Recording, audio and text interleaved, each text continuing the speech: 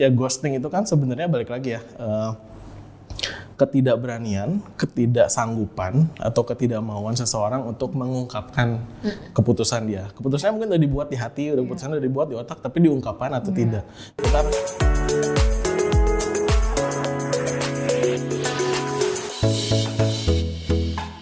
Dari antara kamu ada yang lagi ngerasain di ghosting atau mungkin baru aja mengghosting, atau jangan-jangan kamu gak nyadar kalau kamu lagi mengghosting orang. Ternyata dampak dari ngeghosting itu bisa sangat damaging untuk seseorang, tapi bisa jadi juga sebenarnya kamu nggak sadar. Dan ini sering banget kita omongin, cuman kita perlu mengklarifikasi sama orang yang mengalaminya sendiri. Kalau aku sejujur belum pernah sih. Jangan sampai. Jangan ya. Jangan sampai. Syafira pernah ya? Aku pernah di ghosting beberapa kali. Di ghosting, mengghosting nggak? Di ghosting. Pernah mengghosting tapi aku nggak pernah yang sampai completely gone gitu. Pasti aku kayak begitu aku ready, reach out, aku ngomong gitu. Nge-info ya, nggak hilang tiba-tiba. Lebih banyaknya berarti di ghosting. Nah, kali ini kita bakal ngobrol sama salah satu teman yang ternyata dia pernah nge-ghosting. Ya pernah juga sih katanya di ghosting. Langsung aja kita welcome Kak Dika. Halo. Dika. Ketua komunitas enggak deng, bercanda. Aku mau mention hashtag. Seni Galau. Jadi aku sama Dika udah kenal udah lama banget ya Dika, 2011 nih. Iya 2011 antara tahun-tahun itu udah lama banget. Jadi ceritanya lucu, kenalnya pertama kali di Twitter. Jadi sama-sama sering nulis galau-galau gitu. Dulu kayaknya emang kayak semua orang nulis galau-galau Ya, curhat-curhat itu. Curhat halus gitu ya gitu. Nah dari situlah kami beberapa orang gitu ya tahu ada yang hilang, tiba-tiba ngilang, ada yang tiba-tiba lagi deket sama orang ngilang gitu. Ternyata punya benang merah yang sama gitu. Nah dari situ akhirnya pertemanannya jadi nyambung. Karena punya background ghosting gitu. Pernah punya background ghosting. Bahkan dulu tuh belum ada istilah ghosting ya Dik ya? Iya. Dulu istilahnya ngilang aja, gone gitu. Dulu kan pas Twitter masih lagi rame-ramenya, terus sering curhat colongan nggak jelas gitu, entah tersirat maupun tersurat gitu. Akhirnya banyak yang menyambut, termasuk akhirnya berkumpullah 4 orang galau ini. Sering galau, rese banget ya. Yang belum pernah ketemu tapi udah saling curhat satu sama lain. Nggak kenal, nggak pernah ketemu. Akhirnya cuma curhat doang. Baru udah dari situ kami tahu yang ini di ghosting, yang ini mengghosting kayak gitu-gitu lah. Pokoknya cerita-cerita kayak gitu. Nah, akhirnya sekarang setelah beberapa tahun istilah ghosting itu kan rame banget gitu. Banyak orang yang came up dengan aku di ghosting, ternyata efeknya tuh bisa sangat damaging ya buat seseorang. Betul. Dan kalau aku recall lagi gitu, iya loh ternyata buat seseorang yang misalnya lagi deket sama orang atau misalnya lagi intens nih ngobrol gitu ya, komunikasinya intens, tiba-tiba hilang gitu aja, itu satu tuh bingung. Yang pertama tuh bingung. Reaksi yang maksudnya kalau aku recall ya perasaannya kayak gimana, itu pertama satu bingung, kedua marah ya kan, terus kayak ada hope gitu, kayak gitu, kayak ada rasa pengen nyari lagi gitu, tapi terus makin di ghosting bingung sampai akhirnya ngerasa mulai menyalahkan diri sendiri, insecure, mulai kayak gila ya aku salah apa, gila nih pasti semua salah gue, saling akhirnya pelan-pelan membuat yang namanya self esteem-nya tuh jatuh gitu. Dan kebayang nggak kalau itu dialami sama teman-teman yang mungkin lagi dalam proses pertumbuhan, emosionalnya lagi bertumbuh, kayak mungkin lagi SMA atau masih kuliah atau menjelang kelulusan kuliah, dimana banyak banget yang harus dipikirin sebetulnya gitu. Tapi karena situasi itu tiba-tiba dekat sama orang, ghosting, nggak ada angin, nggak ada hujan, kayak gue mendingan mati aja deh gitu. Bisa jadi trauma juga kan? Sangat, itu akhirnya jadi traumatis buat beberapa orang. Dan ketika mulai deket lagi sama orang, kebayang tuh gitu, apakah ini patternnya akan berulang? Takut, jadi akhirnya ada rasa takut, muncullah trust issue yang akhirnya berkepanjangan kalau akhirnya tidak dipulihkan. Nah, oke, Dika di sini kita sama-sama pernah cerita ya Dika gitu.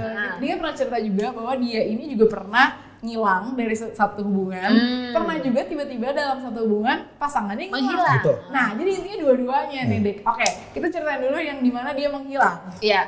Iya kan? Dulu kita udah pacaran resmi gak sih, Dik? Enggak. Nah, Oh, seberapa dekat foto itu hubungannya sampai akhirnya menghilang? Jadi sebenarnya gini, jadi terakhir kali pacaran sebelum nikah itu yang di Bandung. Dulu kita punya pacar di Bandung, terus putus. 5 tahun kemudian baru ketemu pacaran yang menikah. Dalam jangka 5 tahun ini kan banyak yang terjadi ya. Jadi banyak ketemu orang, banyak ketemu ya potential partner gitu ya.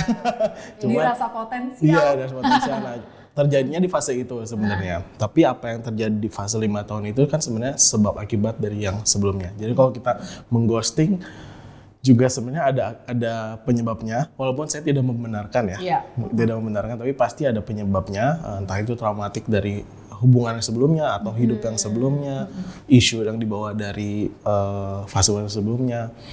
Nah, waktu itu terjadinya ghosting itu sebenarnya ada beberapa fase penyebabnya. Jadi ada yang fase di mana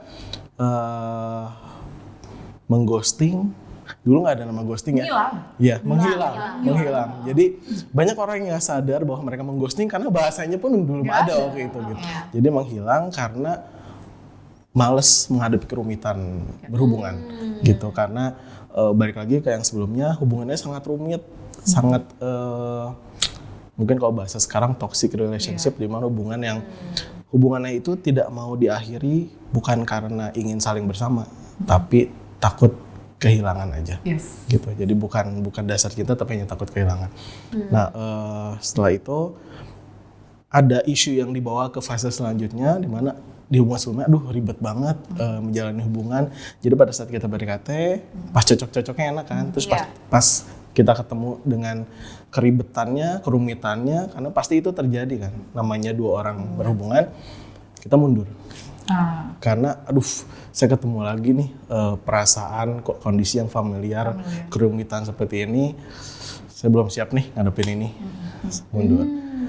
Yang membuat itu jadi salah karena kita tidak memprovide kepastian untuk calon partner kita waktu itu, gitu. Karena ya ghosting itu kan sebenarnya balik lagi ya, ketidakberanian, ketidaksanggupan atau ketidakmauan seseorang untuk mengungkapkan keputusan dia. Keputusannya mungkin udah dibuat di hati, keputusannya udah dibuat di otak, tapi diungkapkan atau tidak. Kita harus tahu bahwa nggak semua orang itu Sherlock Holmes ya, yang bisa menangkap detektif. Iya, yang bisa menangkap jawaban dari kode-kode, dari gestur-gestur gitu. Jadi ya, yang kalau orang bilang ketiadaan jawaban itu adalah jawaban, menurut saya nggak kayak gitu. Jawaban tetap harus diungkapkan, gitu. Setelah melewati proses itu akhirnya conclusion-nya adalah wisdom lah. Iya, harusnya diungkapkan. Diungkapkan. Pada saat itu nggak langsung hilang tanpa penjelasan gitu ya. Tapi kalau misalnya dengerin tadi cerita Kak Dika, berarti emang sebenarnya permasalahannya kita ibaratnya Kak Dikanya nggak siap kan. Nah, mungkin di sisi yang lainnya berpikir, apa gue melakukan kesalahan? Pernah nggak akhirnya ketemu lagi dan rekonsiliasi dan ngomong closure gitu? Kalau orang yang mengghosting itu mostly mereka merasa melakukan sesuatu yang benar. Jadi kayak saya nggak mau nyakitin calon partnernya, mungkin kepastian yang saya berikan itu menyakiti, padahal dia nggak tahu sebenarnya ketidakpastian menyakiti lebih daripada kepastian kan. Gitu, orang jadi bertanya-tanya, insecure. Tapi kalau misalnya dibilang rekonsiliat, ada tapi jauh setelahnya. Jadi setelah fase-fase ini dilewati tanpa ujung nih, tanpa kepastian, pada saat satu titik di mana saya menyadari bahwa yang saya lakukan kemarin itu salah. Saya mendatangi beberapa orang yang dulu pernah seperti itu, dan saya jelaskan fase ini itu terjadi sesaat sebelum saya menikah. Jadi berdamai lah. Ya betul, saya nggak mau melanjutkan ke lembaran besar selanjutnya dengan unfinished business dari fase sebelumnya. Gitu. Tapi tahu nggak sih Dik, maksudnya gini, pernah nggak orang-orang yang waktu itu lo tiba-tiba ngilang punya ilmu itu Oh my god. Gitu. Mereka pernah reach out nggak? Hey, kenapa sih? Iya. Apa sih salah gua? Dia yang nanya duluan. Pernah? Beberapa iya. Oh banyak ya? Nggak maksudnya. Iya, Beberapa. 5 tahun kan? Enggak. Ya ada yang seperti itu, saya revisi ya. Ada yang seperti itu. Karena nggak semua orang punya keberanian seperti itu kan. Yes. Nggak semua, apalagi perempuan. Di kita kan masih beberapa masih tabu ya, kayak mempertanyakan gimana sih hubungan kita gitu. Tapi ada yang bertanya seperti itu dan saat ditanya seperti itu saya jawab jujur. Jadi kalau case-nya waktu itu saya masih belum secara perasaan masih belum selesai dengan yang sebelumnya. Saya bilang bahwa saya nggak bisa menjalani ini dengan keep comparing you to yang sebelumnya gitu. Jadi nggak enak di kamunya. Cuman salahnya waktu itu saya tidak bilang sebelum dia bertanya gitu. Tapi untungnya dia bertanya jadinya selesai. Tapi mostly nggak reach out. Mostly mereka tuh nggak reach out ya. Nah itu kadang-kadang orang yang di ghosting ya perasaannya tuh dicampur aduk gitu. Ada malunya juga gitu karena kayak oh my god gitu self esteemnya berantakan, nggak punya ngerasa value dalam dirinya juga hilang, kepercayaan diri juga hilang, bahkan ada yang sampai benci banget gitu nggak mau ketemu lagi dan sebagainya gitu. Kalau bisa nggak mau ketemu dan ada yang marah-marah. Kalau sekarang mungkin karena media sosial gila-gilaan banget, ada yang terang-terangan ngomong di media sosial gitu tanpa memperhatikan efeknya gitu lah. Cuma memang bisa sedestruktif itu gitu loh, efek dari orang yang dalam hubungan tiba-tiba menghilang gitu. Tapi satu hal tadi Dika bilang bahwa situasi orang yang tiba-tiba ghosting gitu ya, nggak selamanya orang yang ghosting itu tahu apa yang dia lakukan. Nggak selamanya orang itu sadar oh yang saya lakukan itu bikin orang lain punya efek buruk ke orang lain. Gitu, jadi sama-sama yang satu nggak mau ngomong, yang satu juga nggak bisa baca pikiran. Intinya adalah ketidakmampuan seseorang bahwa kita sadar bahwa setiap orang tuh punya limitation, kita punya limit, kita punya batasan, kita nggak bisa tahu jalan pikiran orang lain, kita nggak bisa baca hatinya orang lain. Tapi yang pasti yang namanya tindak tanduk kita tuh berdampak sama orang lain. Gitu. Itu yang banyak orang lain nggak tahu gitu. Nah.